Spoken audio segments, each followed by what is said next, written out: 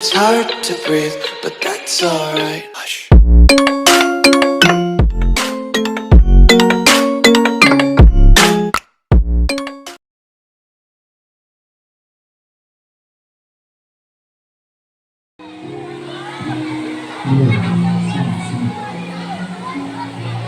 Sige na.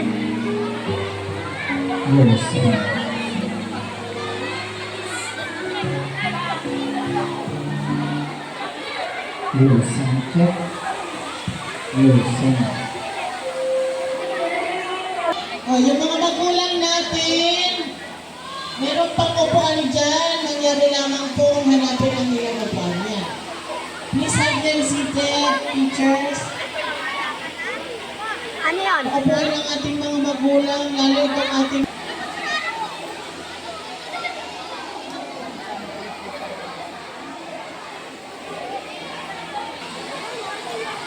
Yan. Right after ng ano, ng anak.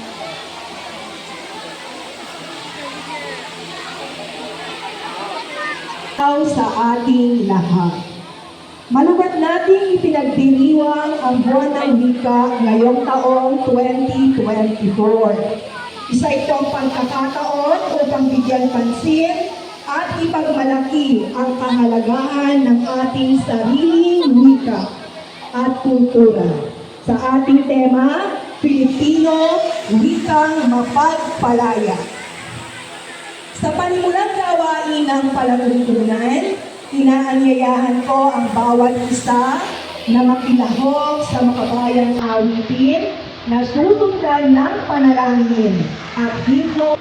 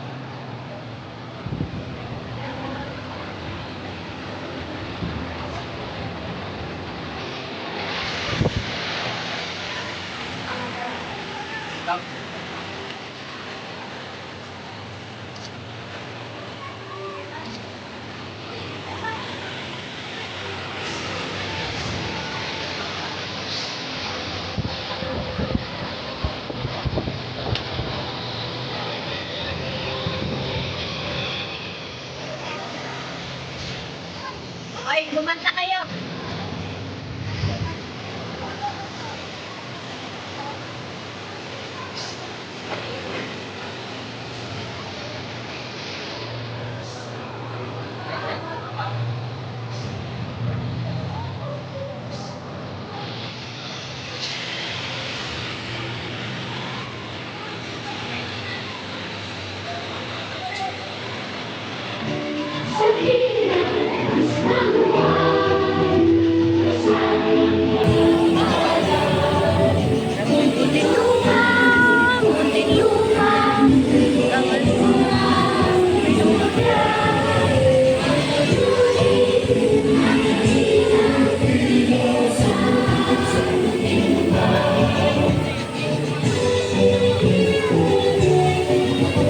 Suot natin. Yan ang mga orihinal na mga kasuotang Pilipino.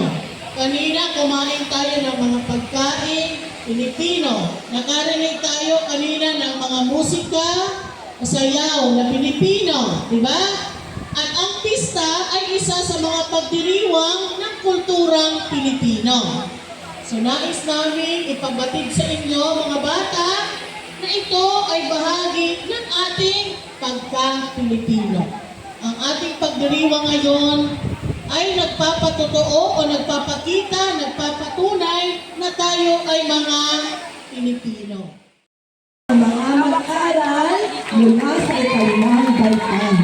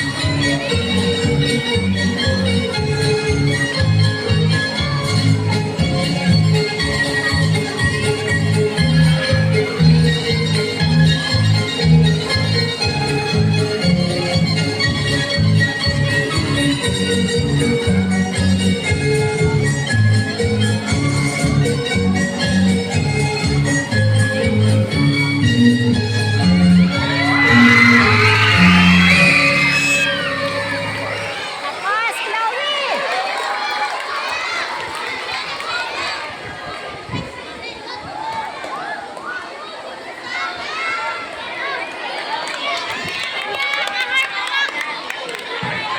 Yan, so napakahusay naman, ano?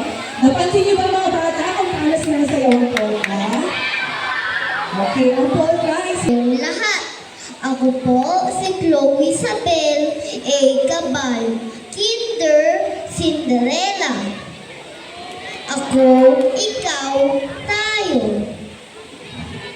Tayong lahat ay Pilipino. Bansang Pilipinas ang siyang idolo. Pinagmamalaki sa buong mundo. Sa isip, gawa, at salita. Pagka Pilipino ay di mawawala. Lahat ng ginagawa ay katutuwa ng bayang Pilipinas na iyong tiyak. Iisa ang lahing ating pinagmalay, kaya't nararapat na magtulungan sa timog silangan maging sa kanluran. Lahing Pilipino ay ikalalan.